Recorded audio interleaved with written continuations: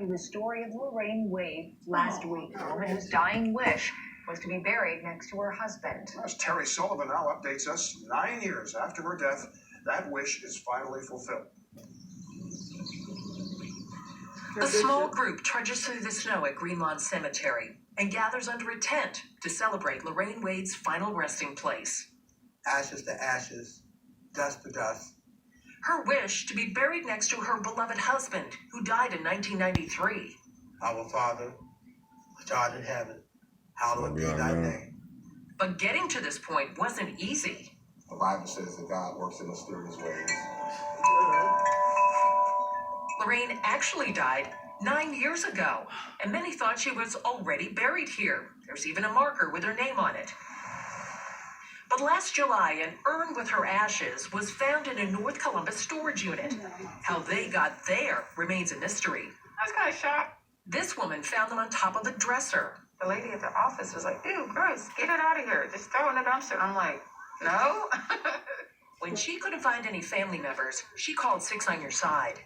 We found Lorraine's obituary and reached out to the funeral home, but they couldn't help.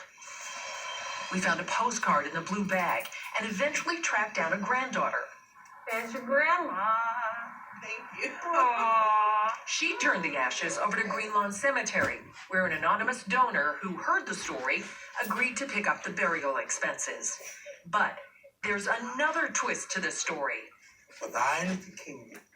Turns out, Bishop Donald Washington, who agreed to do the burial service, discovered he knew the couple. They lived directly across the street from me on 18th Street. So I remember him. He was an usher, and she was a missionary.